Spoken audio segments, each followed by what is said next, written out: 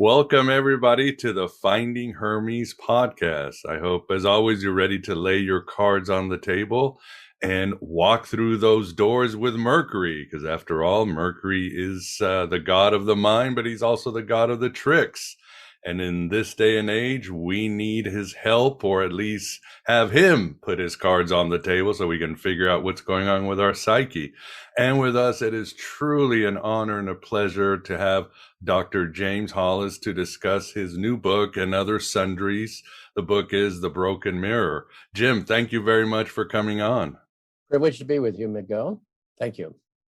Pleasure is all mine. So why don't we start with your book, The Broken Mirror, as you write. Why did you name it that? I think you do talk about it. It's based on Paul's letter to the Corinthians, right? More or less? More or less, sure. There's a line in the King James Version that now I see through the glass darkly. And when they used the phrase the glass, they meant the mirror. I see myself dimly in the mirror, but I have the hope of being seen wholly. And of course, he's referencing the view of divinity in the end of things. And I'm saying that those sort of haunting, melancholy lines are still with us. Do we ever really see reality? Number one, never. And do we ever really see ourselves? And in so many ways, the mirror is broken. So to some degree, the initial chapters in that book are all addressing what are the factors inside of us that are self-defeating in our ostensible desire to know ourselves. But do you think, Jim, we are supposed to know ourselves? As many Jungians have said, the ego is this flashlight in the field that's supposed to deal with reality. It has its duty. There's so much more of us, infinite. I mean, the ego is the tip of the iceberg. So maybe we're not supposed to know everything, more like experience things, experience life. What do you think? I know in one part of your book, you talk about how you reach a certain birthday, and then you say, you know less than you did when you were a child. Of course. No, I fully concur with what you just said. I'm just saying there's a natural desire. We say we want to know ourselves, and I would say, beware. You will find out things about yourself you really don't want to know. I mean, that's where the shadow comes in. We don't want to know that at heart, at times, we're operating out of cowardice, or this is pettiness on our part, or jealousy, or greed, or whatever. But it's there, you see. No, I often liken the ego to a tiny wafer that is floating on a large iridescent ocean. It can be easily overwhelmed. And it has a very large function because its job is to help us interface with the outer world. So if you're walking across the street and a car is coming at you, it's the ego's job to say, step out of the way. And so it functions. It becomes a problem when it inflates itself, say, I am in charge here, I know what I'm doing. I just finished a clinical hour with someone who was looking back on some early choices in his life and saying, what was I thinking? And I said, at the time, you thought you knew what you were doing. This had to do with a committed relationship. You thought you knew that person sufficiently. You thought you knew yourself. This was a wise decision. And it's been decades of learning to the contrary, of course. But secondly, the ego can be problematic when it's caught in a complex, because the complexes we have, because we have history, they are clusters of our history that retain the capacity, when triggered, to show up and occupy the ego. So I might say to myself, why is it yesterday when I really needed to speak up on that situation, something inside of me just froze and I didn't say it? Now I'm still stuck with the consequences. Well, it triggered a part of our history that rose and said, speaking up is going to put you in peril in some way. So you just relapse into an old protective mechanism. Mhm. The problem is what was once protective today often can get in your way. And that's one of the things we have to learn about our internal, resistance to growth and development. Well said, and indeed, one of the uh, just to be transparent, Jim, most of my life I was diagnosed by many people as a rapid cycler, manic depressive, and I've struggled with drug addiction for half of my life. I've had a good 10 years now. But even then, as Bill W. talked about, there's sobriety and then there's emotional sobriety. Mhm. A couple of things that really helped me was the idea of complexes. Once I started to understand and recognize these complexes coming up, even my moods and everything began to get better. I mean, I love how you write. Uh, let me quote you, please. It does help to understand that they are ephemera, clusters of archaic history with no more substance than the gossamer threads of a spider's web. For all their threat, they present the present hour is always reclaimed by going through the web rather than halting before it. This is why Jung observed that we do not solve these complexes of history, for history is carried in our neurology and our psyches, but we can grow larger than the reductive and regressive plans for us. And I think that's Mhm. one way it's really helped recognizing the complexes, understanding the archetypes between them, the history, where they were created, and seeing them as sort of a demonic possession. Well, it is a state of possession. And I've actually said, and understand I'm speaking metaphorically, Mm-hmm. when we're in the grip of a very powerful complex, we are transiently psychotic, Mm-hmm. transiently, until it spins out its energy and falls back into the unconscious. And then we ask ourselves, why did I make that decision? Why was I so upset yesterday? That sort of thing.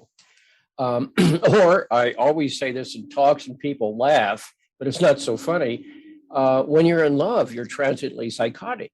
You don't see the world as it is. You see it No. as your projection is rendering it. You see, that's why we've talked historically about lovers are fools. Or love is madness, and there's a madness that is cured only by real life and experience that wears through that. And you realize, well, I was in a complex when I made that decision.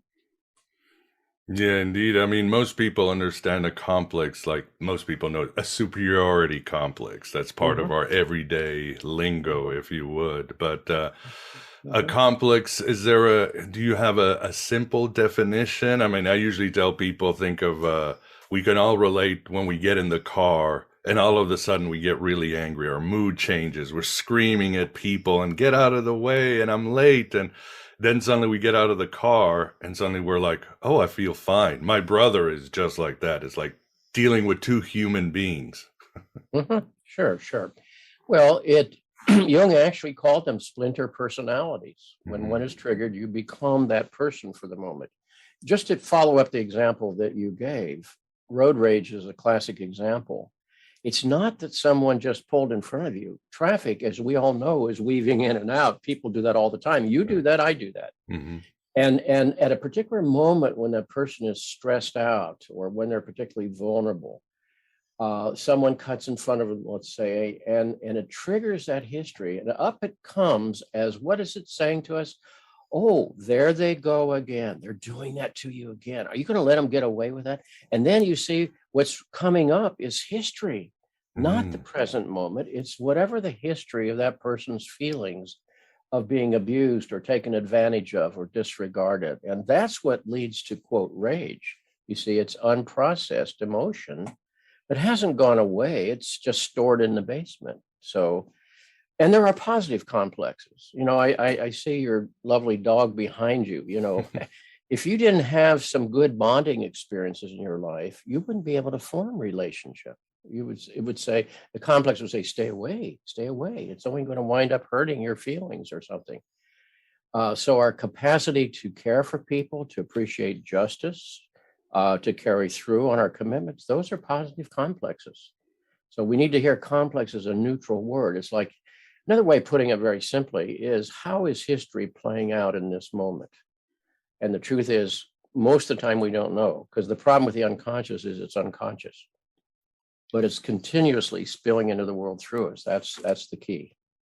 Oh, well said. Yes, we're again, like you said, the ego is this little thing, and the complexes are all these personas that come up and take over. And I don't think I've learned you can't do much when you're in a complex except hopefully recognize it. But as you write, two things that I've learned to help me out is and this is in the broken mirror, but a sense of overwhelm. When I'm feeling overwhelmed, that's when the complex will, I don't know if it's a defense mechanism, and abandonment. When I feel the world just isn't on my side or people on my side, that's when this other complex will come up, and this person, Miguel, will be possessed by anger or resentment or whatever.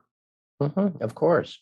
And, we're never free of our history. It travels where we travel. And it's hard to recognize it while you're in it. It's usually after it's spun out its energy, then you realize, well, my reaction was perhaps excessive. Where the amount of energy generated is in excess of the situation, there's a complex at work. The problem is when you're in it, it feels appropriate. I'm not angry at you. I'm not yelling at you. You say, if you heard a tape of that, you'd say, that's an angry person, And it's also true that it always manifests in your body. So if you recognize there's some, tightness in your body, or this or that's happening, then you realize it's triggering. So it's not like we get rid of the complexes. As Jung said, we can outgrow their influence in our life, but we also begin to recognize them sooner. So the damage is less. So, for example, if you're going in for an exam or a job interview, it's natural to feel apprehension. But most of the energy is coming from your history, because underneath is every child's need for approval and acceptance by the other. Well, how much of that energy from our history, which we all have, is feeding into your stress at the moment, you see? If you can separate that.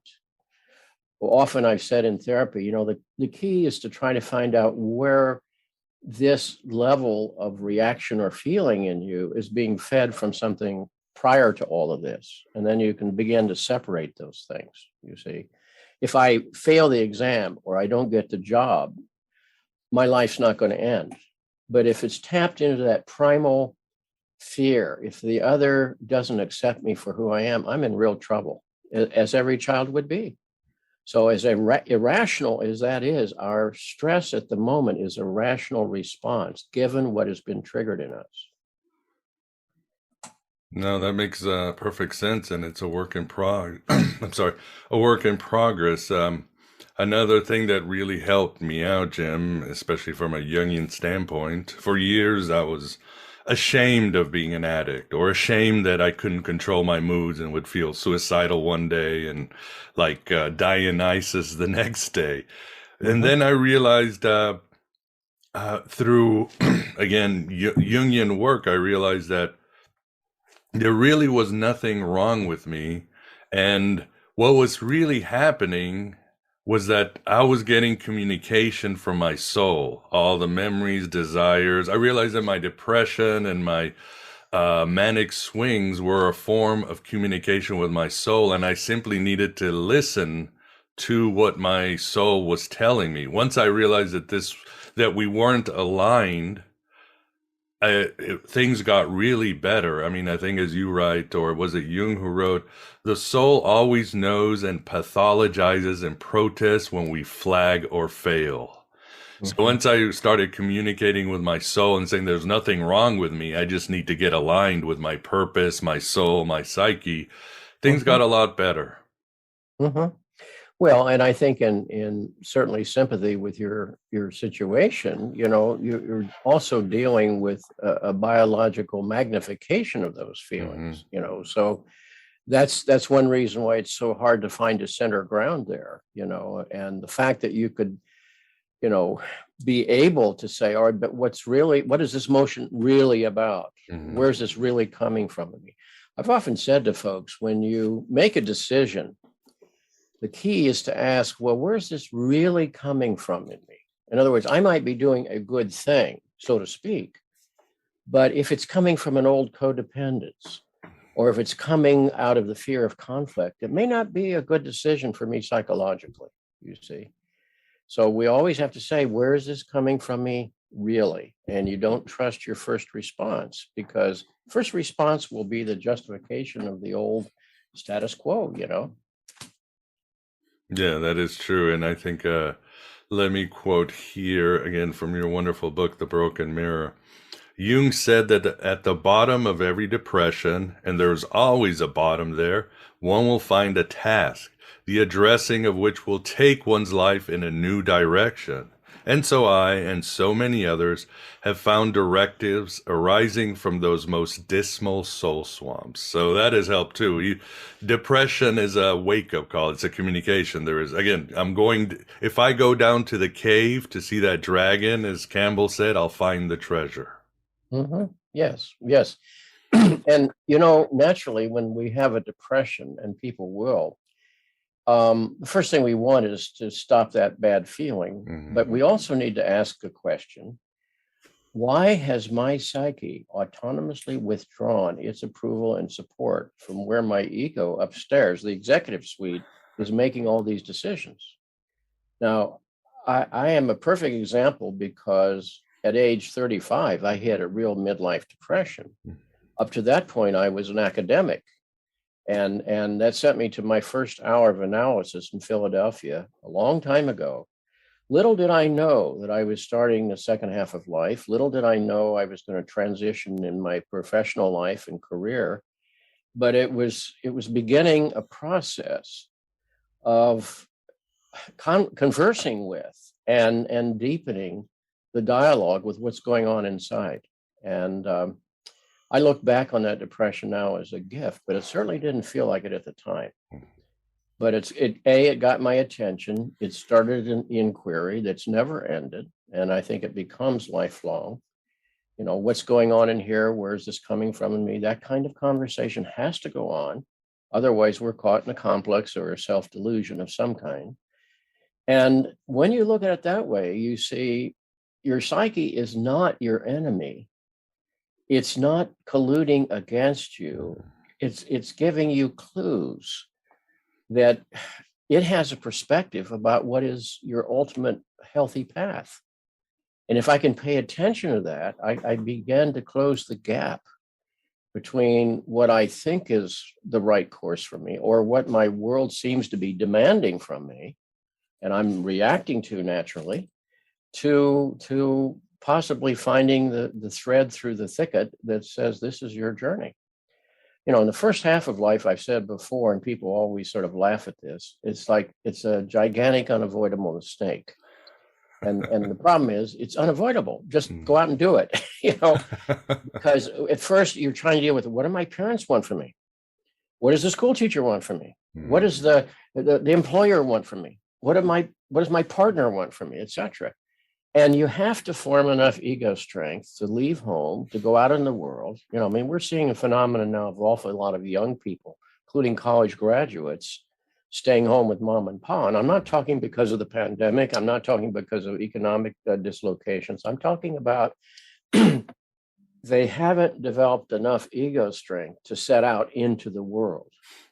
I grew up with a working class family, and I knew from day one, you're going to be working whether you like it or not. And so I never had any problem with that transition.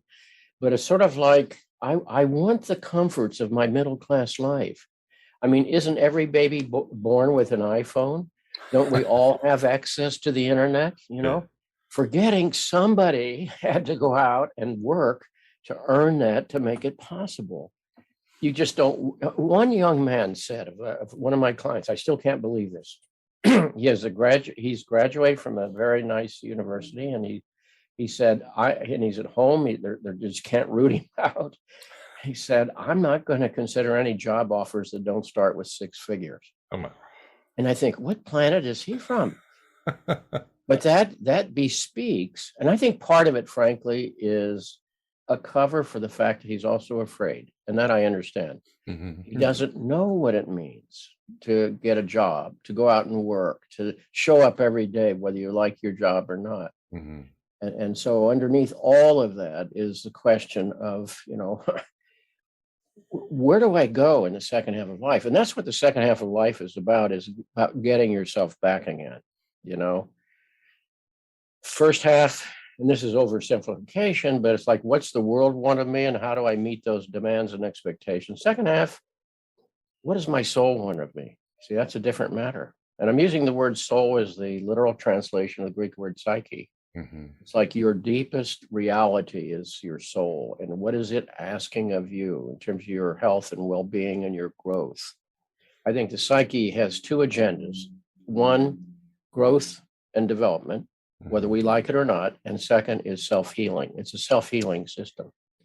So even our symptoms, as Jung said, even our neuroses are already misguided, but honest efforts at self-cure, you see. We have to recognize something then is hurting and calling for our attentiveness to address what is being neglected or abused in our lives. And the word psychotherapy from the Greek means literally to listen or pay attention to the soul. Mm-hmm.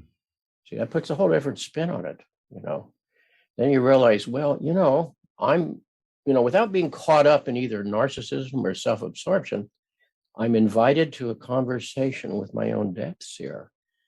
If a person doesn't do that, they're going to continue through the second half of their journey, responding only to the loudest stimulus coming from their environment or the traffic of their complexes. How do we ever break out of that without having a conversation of some kind with our own depths?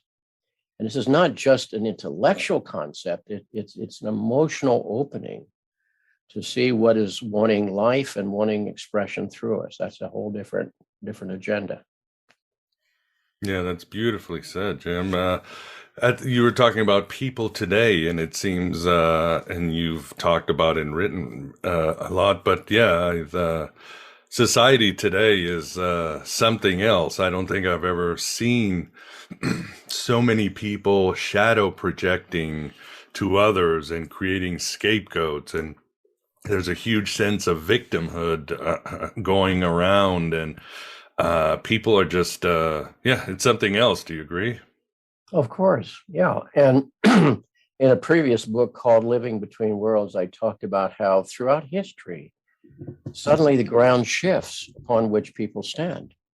And when the ground shifts, you're naturally going to feel some anxiety. Mm-hmm. And our current cultural, malaise is apart from the pandemic, which is a different issue, arises out of the anxiety generated by the rapidity of change. Mm-hmm.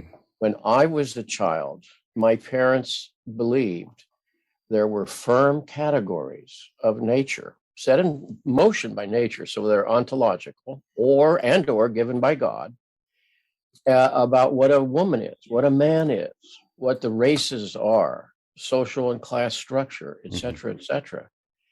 And we've realized through the last few decades, triggered by the 60s in particular, that these are human constructs. These are social categories. Right.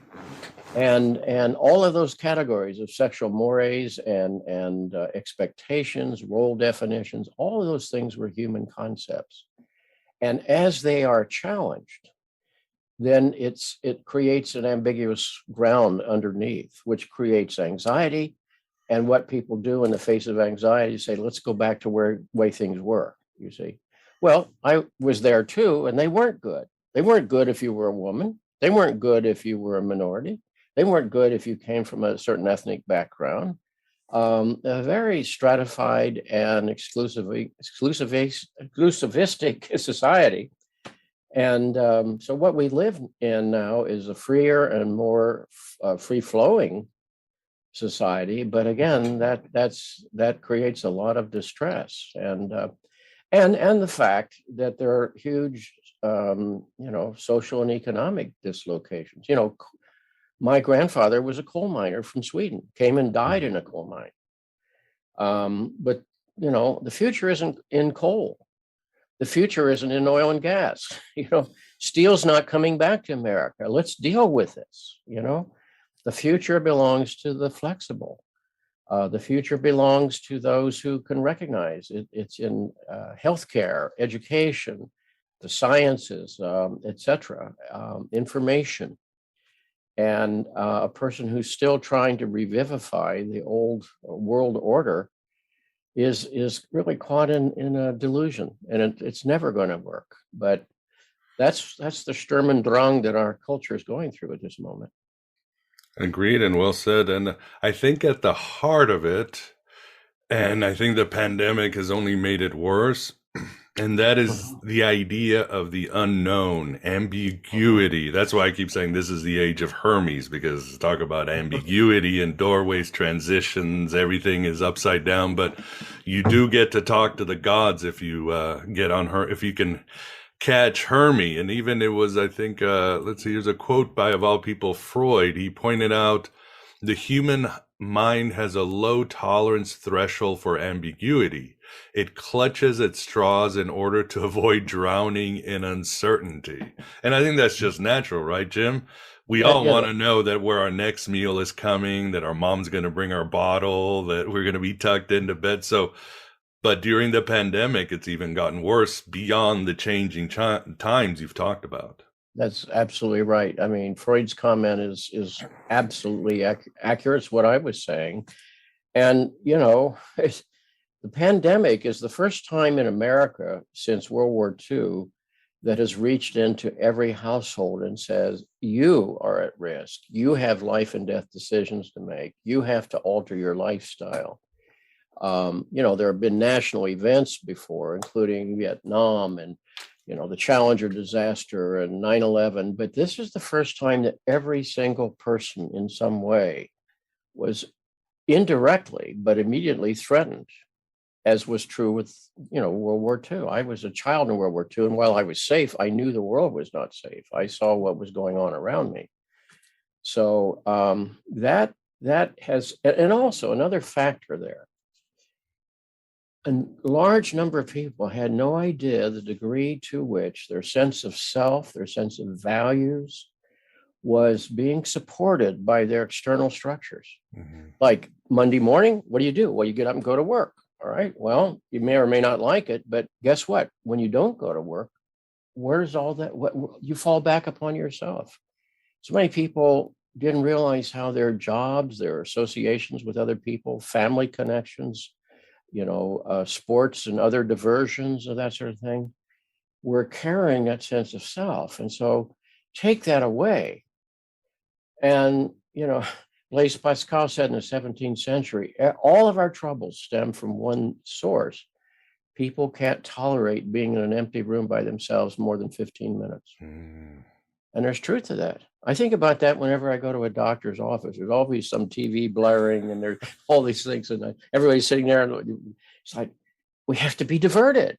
What is it we're diverted from? Mm-hmm. Well, ultimately, you're diverted from your own soul, ironically. If you can't tolerate yourself, why would anybody else want to tolerate you? Think about it that way. And it is a hermetic world. It always has been, but there are nodules in history when it becomes more evident, more pronounced. And, Hermes was the god of change, transformation, Quicksilver. Mercury, his Latin name, is like grab a handful of mercury, and what do you get? It slips away from you, doesn't it? So, but Hermes is also the secret knowledge as well, hermetic knowledge, we say. And what is the secret knowledge? Well, that's for each person to figure out. Jung's perspective was there's something inside of you that knows what's right for you. Again, not out of self-absorption or narcissism, but if you pay attention to that, you'll be more deeply and accurately grounded in your own reality, and you'll make better choices in your life,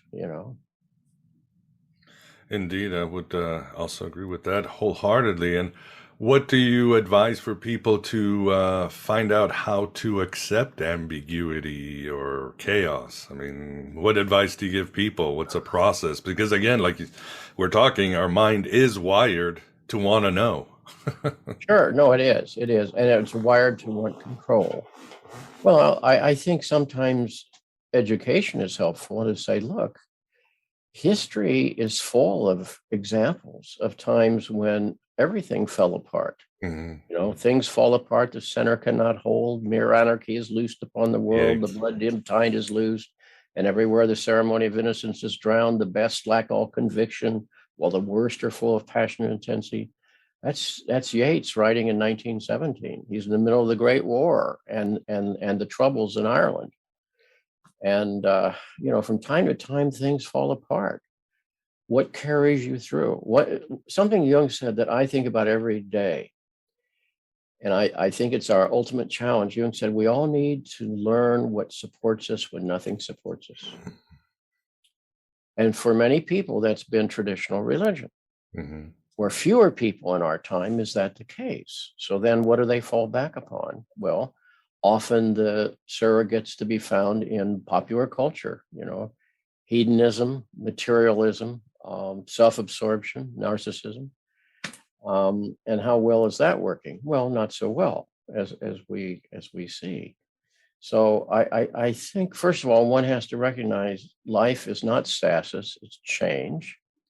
As Heraclitus said, life is a flowing river. You can't step twice in the same river, because even the second time you step in, you're changed. You Right. float on. So again, what provides continuity amid discontinuity and change? Well, it's your own psychological depth. That's the soul is what gives you continuity. The child you were, the infant you were, is still alive and well inside of you. And while you can't let the child's understandings and motives and strategies govern your life, you need to stay in touch with that part of you, because that's also the inquisitive part of you. That's the spontaneous part. That's the creative part. That's the developmental part. Like when a person dreams of a child in the dream, which child are they talking about? The whiny, needy child, or the child who is the carrier of future possibility? It's like, where's that going to play out in your life? Yeah, I think there was something that Jung said that always stayed with me. Is he said, "We didn't come to this world to be good, but to be ourselves." And I Yeah. think once I realized, like everybody else, and as you've been talking, we all have a destiny that our soul wants for us, and it's amazing once you get on that path. And you, and speaking of not coming here to be good, in one part of your book, you say you consider yourself a recovering nice guy. What do you mean by that, Jim? I think you're talking Well, about codependency, right? You didn't come here well, to be good, but you did. essentially, yes. It doesn't mean you have to become a bad person. You see, a reflexively good person is not really a good person. They're just well conditioned or Mm. pathologically conditioned.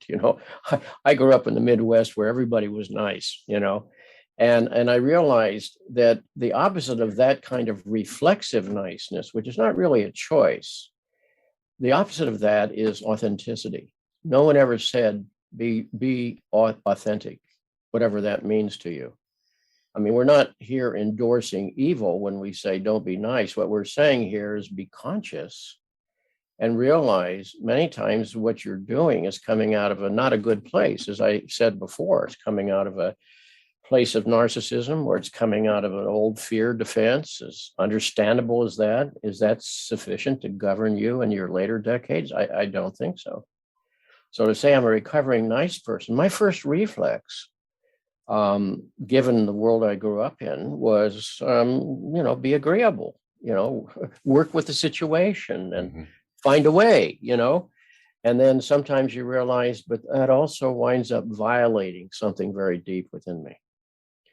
I actually think it was that kind of conflict within that led to my midlife depression.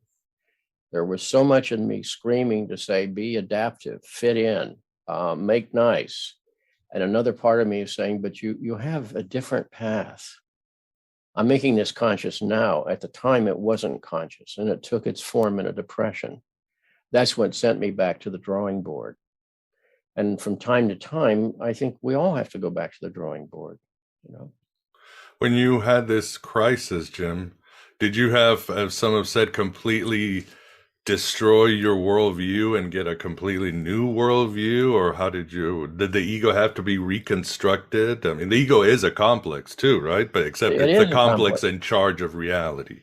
That's right. It's in charge of your interface with the external world. That's correct. And no, I think it came primarily in terms of a lot of repressed emotion that came up in overwhelming ways. And it, it I would say that I've always been thankful for education. I considered my school teachers in childhood my heroes, along with Lou Gehrig and Abraham Lincoln. You know, and I always identify with education. That's why you and I are talking today.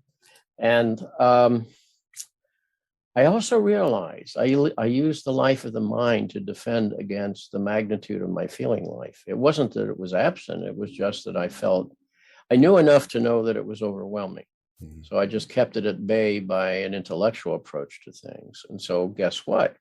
Things don't go away. They always come back somewhere. They show up in your body. They show up in an emotional expression, such as the depression. They wind up being projected into your environment, or they govern your actions. So that's what Freud called the return of the repressed. It doesn't go away. It always goes somewhere. Pardon me. And so I would say what midlife brought me was to go back and begin to feel what already I was feeling inside, but had distanced myself from. Great. And you were talking about, yeah, the ego helps us not step out in front of a bus. But one of my, might say, aha moments, and let me know your thoughts. I was reading Jungian, I forget where it is, but he has a passage says the unconscious has 1,000 ways of snuffing out an individual. In other words, if you're not doing your soul's journey, it might decide just to take you out. And he talks about you'll be careless while skiing the Alps or doing that. Mm-hmm. When I realized how small my ego was and that I was part of an adventure, it was very humbling, but it's also freeing because I used to think my ego was the demiurge. When I realized my unconscious means business, and if I don't get to work, it's going to be bad, really bad, like sometimes death bad. I said, oh my God, I better get to work and see what it wants. No, that's exactly right. No. And we have to understand the ego, excuse me, the unconscious is nature at work. We are natural creatures. We are animals, but we also have developed a capacity to reflect upon ourselves, reflecting as we're doing at this moment.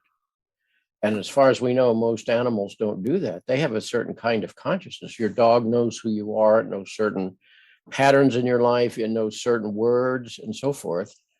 But as far as we know, and I could be wrong, it's not reflecting upon itself, reflecting, you know, and that is both our gift and our curse, because it's that which makes us neurotic. Because as Jung pointed out, all of our troubles stem from getting separated from our instincts. Speaking of dogs, it reminds me of a time when my mighty Lhasa Apso, named Shadrach, years ago, I took into the vet for surgery.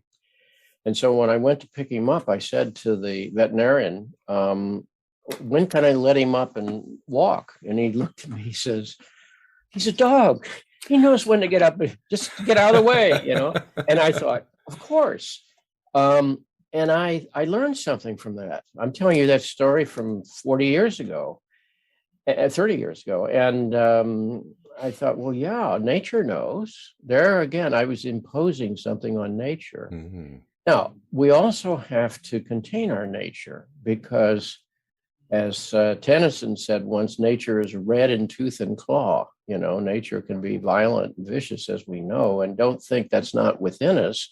History tells us it is. But we are in charge of what spills into the world through us. So I can say on the one hand, the unconscious is unconscious, so I don't know what it is, but I also have to say, and this is paradoxical, at the end of the journey, I'm responsible for my choices. No matter what happened to me in history, I'm responsible for my choices and what spills into the world through me, consciously or unconsciously, including how it affects my children, my partner, my society. And, you know, that is a paradox, but that's part of what that ego is obliged to wrestle with and become accountable for. So I suspect we would agree that the central premise of being an adult is not just having a big body and maybe a big role. It's knowing I'm accountable for my choices and their consequences. I think that's a bottom line definition. If that's true, then I'm responsible for this conversation with the unconscious. Because as I've many times pointed out, we don't rise in the morning and look in the mirror while we're brushing our teeth and say, today you're going to do the same stupid things you've done for decades. But chances are you will. But the moment you recognize, many times people have said, well, where do I start with this process? Mm-hmm. And I said, it doesn't mean everybody should be in therapy, but start with your patterns. Because particularly the patterns that you find counterproductive to your well-being or potentially even harmful to others, such as that reflexive niceness, mm-hmm. or patterns where your fear dominates. Well, now you know that behavior, that pattern is being generated by a complex in you. That's what you have to deal with, is the complex in you. That, in other words, what makes you make that decision, even when it's against your long-term best interests. And that's what you have to deal with. And that's inside of you. The other piece of this puzzle, as I've also said many times, the enemies are within.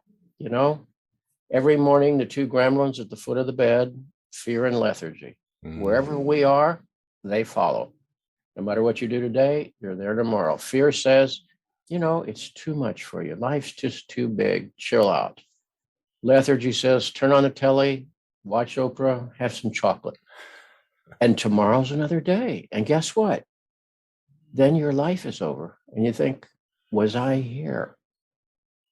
Did it matter?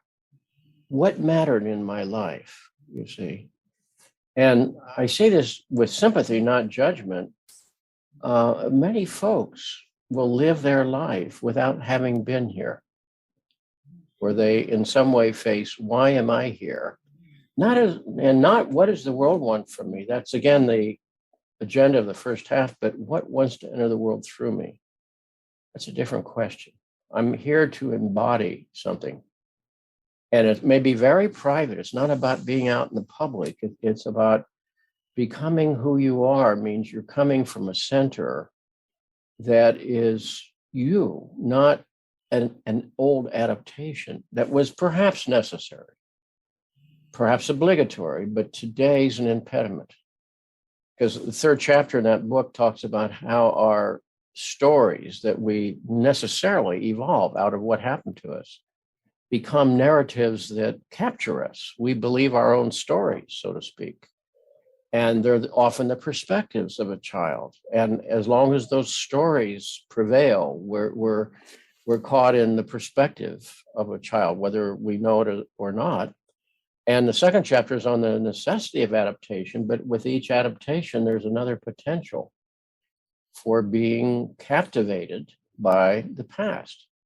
So that how much of our behavior is reflexive in character and how much of it is actually a choice that's authentic in the moment. And if you don't reflect on that periodically, and I think daily, you're on automatic pilot.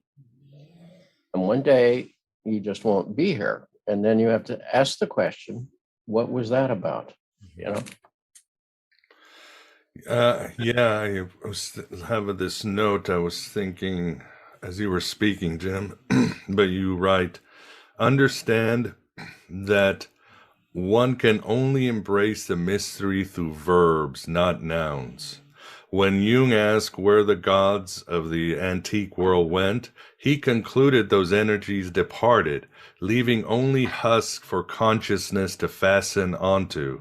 What is divine, so to speak, is the energy, not the husks. So I thought of this quote you're saying, and was he talking about living a symbolical life? Or when you're talking about the mystery is a verb, we can't know it? Mm-hmm.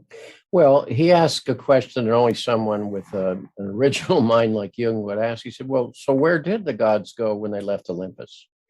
There was a time when Zeus was very real, and Hera and Aphrodite and Apollo and so forth. Where'd they go? And he said what happened was people had numinous experiences. Those are experiences that reach out and sort of grab you. Mm-hmm. And out of that, images arose that became concepts. And concepts is how we begin to understand things. Concepts is what we try to pass on to other people. It's how you create institutions and transmit those. But with every step, you're one step further removed from the original felt encounter. So that's why he said, when the gods die, when an era's driving powers and forces disappear, people are left holding the husk. And then they'll work extra hard to reinforce the husk. That's why a kind of nostalgia in America for the way things were is delusional, because they weren't good at that time, but that's a story we have. And so, you know, what's real are not nouns, because nouns are transient vehicles. The way I put it is, do you know anybody that collects used light bulbs? Well, of course not. And what's the purpose of light? It's a vehicle, it's a receptive for the energy. And when the energy has left the light bulb, you have to leave it too. And yet institutions, and I don't say this critically, I'm just saying that become aware of that. You can be left holding an empty light bulb. Does it move you? Does it touch you? Does it speak to you today? And so forth. And part of what's happening in America, and this can be a good thing, is people are finding that their spirituality can be found legitimately in other places. I mean, the first places you look to is booze, sex, sensationalism, the newest shiny thing, you know, the old standards, right? And the old go-tos. But, you know, in a way, if a person realizes, you know, I find the numinous in the work of my hands. I find it through creative process. I find it through working with people. I find it in contemplation. I find it in nature. It's different for all of us. It's like find where something moves and touches you, which is why I say the basic principle that is helpful for us to make our choices in the realm of spirituality is resonance, resounding, resonance. If it's true for me or important for me, it resonates. So if we both walk into an art museum and you walk up to a painting and you're deeply moved by it, maybe to tears even, and I walk by it, which of us is right? Mm-hmm. It's not a right or wrong. It's like in that particular arrangement of colors, it generates a resonance within you. And if it doesn't have that resonance, it's not for you. Move on till you find what does. So I think the biggest change, and Jung pointed this out, but as he always did, as early as the 1890s, he said, in our time, the burden of meaning has shifted from tribal mythology and sacred institutions to the shoulders of the individual. It's not to say there's nothing of value in these traditional forms, but the point is, do those husks still have numinosity for you? Do they still move and have resonance for you? And if they don't, you're hanging on to an old light bulb, you know? and it's your job to put those pieces together, you see. And that is a profound spiritual freedom and dignity.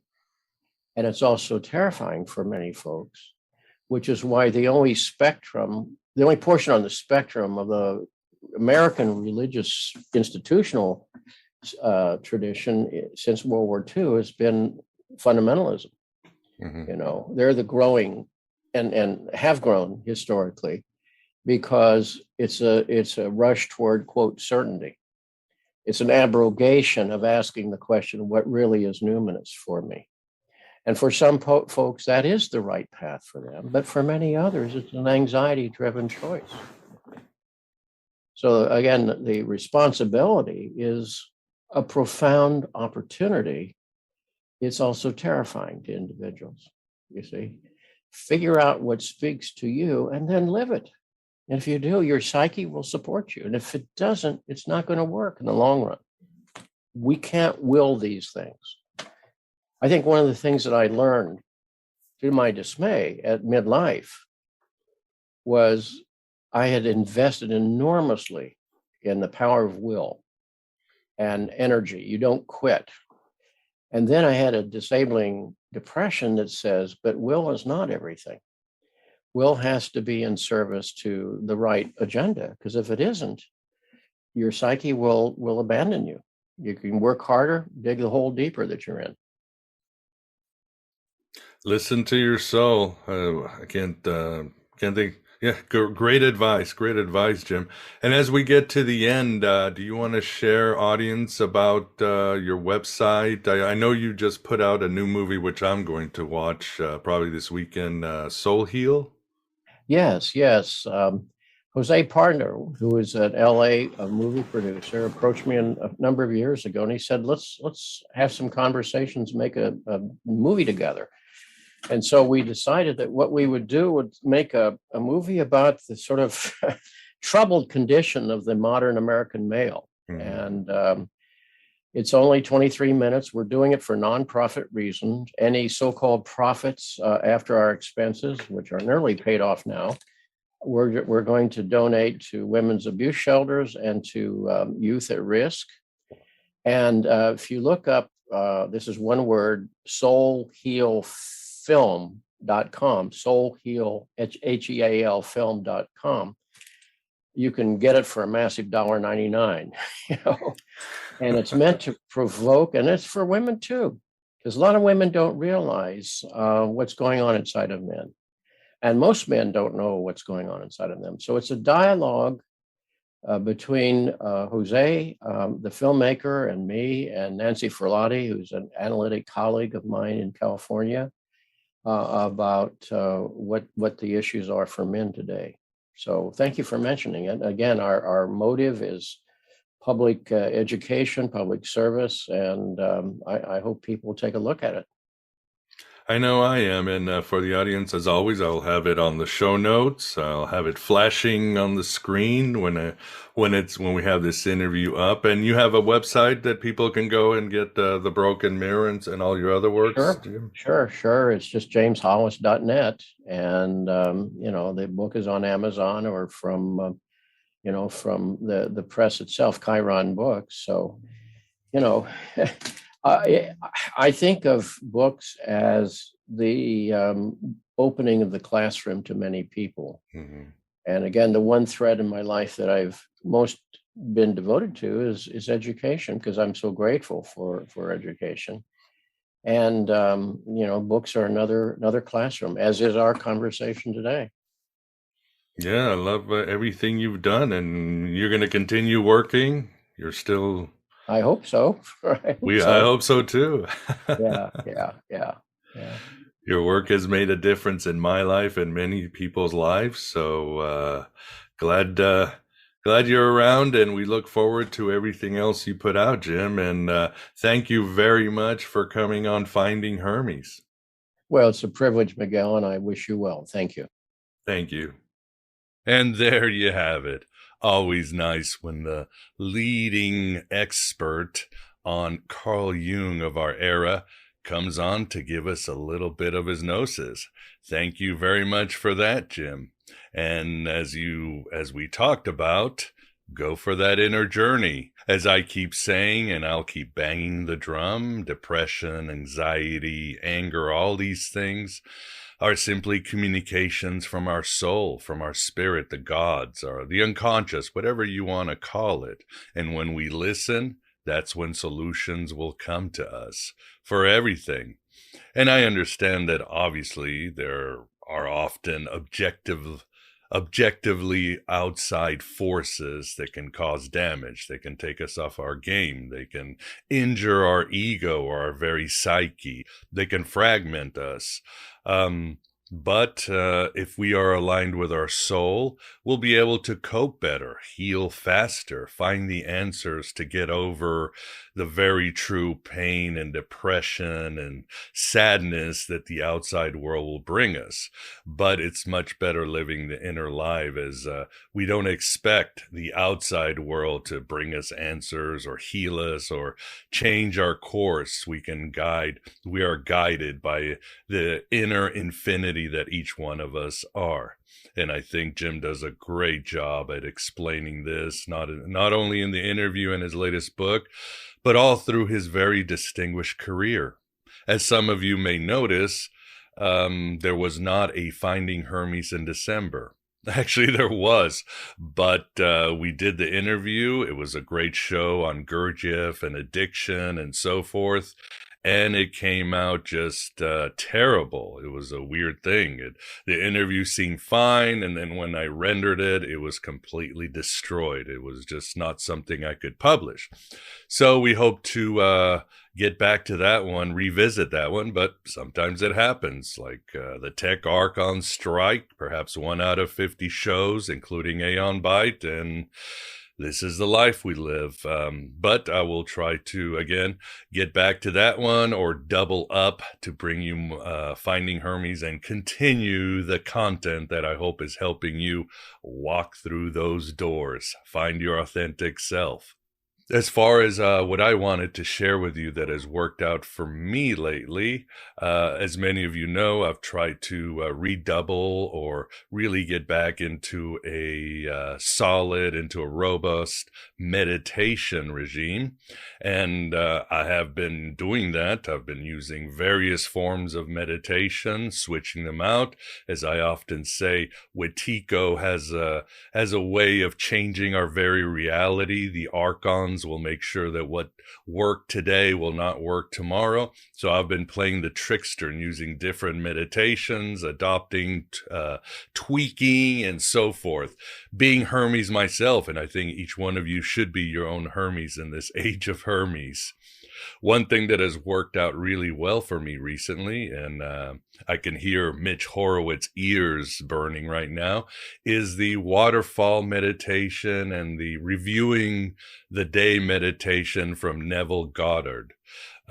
It's really, those two are really great. You can find those on YouTube, and they're great for reflection, for projecting positive ideas and emotions, and for really communicating and open those channels of communication.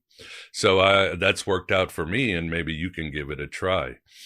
Yes, when I say Neville Goddard, I never think of some great mystic, but some hoity-toity coastal guy, or the boss of James Bond, or something like that. Neville Goddard. But he is indeed a powerful mystic, and his ideas of saying that all God is imagination, and we can express this imagination in our world and make a better world for ourselves, outside and inside, I think they're definitely aligned with the Hermetic and Gnostic principles. So check it out. The other meditation that I have really embraced fully, and you can find it in my book, 10 Snackable Meditations, and that is the one-sentence Sufi prayer that simply goes, today I will die and there is no God but Allah. And that has worked out, again, really well for me. I wake up in the morning, I get on my knees, and I say that prayer. And I go through the day embracing that prayer, saying, well, this is it. This is my time with the people I love, with the projects I'm passionate about, with nature, with reality. And it makes everything, I can't say better, but more real, more better texture, something to appreciate for all its darkness and light. Sometimes, and at the end of the day, I often say, well, this is it. Now it's time to die, Miguel. Did you do the best you could have done? Were you the best person you could have been? Were you the best version of yourself? And it's very reflective. And the truth is that I really do die that day. I know that I will soon enter the dream world. There will be another version of Miguel that will go on his adventure. I'm trying to remember more and more with dream journaling. And he will die too. And in the morning, the truth is there is a new Miguel that is constructed with his complexes and a new tweaked ego. And once again, I go through that one last day of my life. Sometimes I even play the game where I am a ghost. I wake up and I'm already dead, and I pretend I'm going through the day and wonder, will my family miss me? Will my friends miss me? What would social media think? How would their lives go? And I always tell myself or understand that, me being here does have its advantages. I do bring much to life.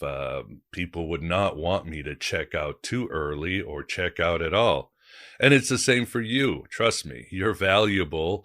And even at your worst, people really want you around. And at your best, you can make a big difference and be so embedded in the currents of life. So I wanted to, as sort of a bonus, I wanted to share from the audiobook version of 10 snackable meditations, the one sentence Sufi prayer. So you'll hear it right after this in an audio version. Let me know your thoughts, and I think you might find it valuable, along with the other snackable meditations from the book. So that's it. As always, you know what I'm going to say. I hope you have found the information to go through those doors you need to go through with the God of the mind himself, the trickster. I hope you are ready to lay down your cards on the table. And I hope you're becoming transparent to the transcendent, as both Mary Magdalene and Joseph Campbell said. Thank you. And here's the meditation. Chapter 1, One Sentence Sufi Prayer. The backstory. The Sufis are a mystic branch of Islam, engaging in ecstatic rituals and poetic theology. To the Sufi, life is a melody of beauty. Allah is the composer of that melody, while we are the dancers. Perhaps you've heard of Rumi, but Sufism has a rich tradition of other artistic theologians. Sufism is intricate in its practice, for sure, but it's also a pragmatic movement that has navigated perilous historical waters. We find a perfect illustration in When You Hear Hoofbeats, Think of a Zebra, written by Egyptian scholar and Sufi master Shams Friedlander, where he provides a one-sentence prayer that makes life beautiful. The meditation. Today I am going to die, and there is no God but Allah. That's it. That's the prayer. Think about it. If you believe this is your last day on earth, how bad can any of your earthly problems be? Especially with the conductor of beauty in charge of what's next. Wouldn't it make any sensation more impactful, even profound? Every interaction with others so much more meaningful? Wouldn't the texture of the sky seem more real as you said that prayer in the morning or repeated it throughout the day? That sip of coffee or lunch meal would be almost divine, wouldn't it? If the idea of death is too intense, make the prayer about you going on a very long trip where you won't experience your normative existence for a while. The bad no longer seems that bad, and the ones you love or appreciate suddenly seem as beautiful as the Sufis thought of everything on this planet. Extra sauce quote. Live life as if everything is rigged in your favor. Rumi.